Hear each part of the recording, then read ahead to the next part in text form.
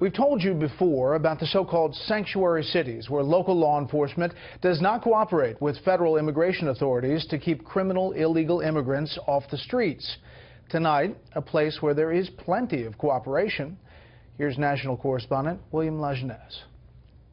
We see both just the illegals and the drugs. On patrol and in the jail, this is not a sanctuary city. If we determine that they're here in this country illegally, then we notify ICE, and ICE will then issue a warrant for that person, and then we will then put a detainer on that person. The size of Connecticut, Pinal County is not on the border, but close enough that it impacts the county's crime rate. People need to understand that illegal immigration goes hand in hand almost always with drug trafficking and with human trafficking. James caught out a vehicle on the canal. Deputy Sheriff Eddie Joseph belongs to an anti-smuggling unit that arrested hundreds and seized massive amounts of drugs last year. Unlike most sanctuary communities, it is not illegal in Arizona to ask a suspect's immigration status or birthplace. How long have you lived on the reservation?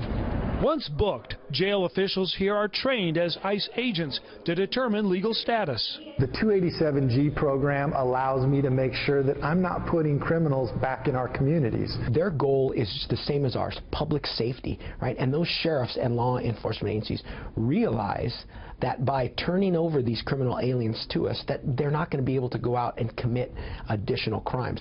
Fingerprints taken in Pinal County are automatically uploaded to an ICE database to determine legal status. Those found to be here illegally go from jail to ICE custody for deportation, unlike sanctuary cities, which let them go. Instead of taking these criminal aliens in a secure environment of a jail, our officers have to go out on the street, and that not only endangers our officers, but the community at large as well. And that is the reoccurring argument. By deporting criminal aliens, do you make communities safer or not? Because immigrant victims don't report crimes out of fear that they too will be deported. And that's why some sheriffs have complained recently to ICE about this naming and shaming report, saying it effectively outed them as sanctuary cities, when in fact many do cooperate with ICE. The agency now says that report, Brett, is on hold until they make it more accurate. You know, last night on Special Report, we first told you about an arrest in the murder of Border Patrol Agent Brian Terry. William, what are you learning today about that suspect? Well, the Border Patrol apprehended and deported this person 7 previous times before the firefight that killed Agent Terry. Well, at 2 a.m. on Wednesday morning, a joint U.S.-Mexican task force confronted the suspect at a ranch in northern Mexico along the Chihuahua-Sinaloa border and arrested Herlaquio Osorio Ariz, a Mexican national. He faces extradition and 30 years of life, or 30 years to life in prison for Agent Terry's murder.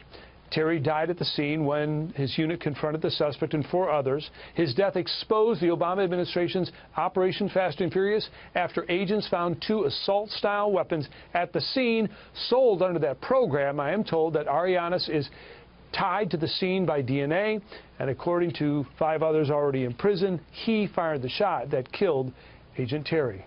Brett? William, thank you. We'll follow that story.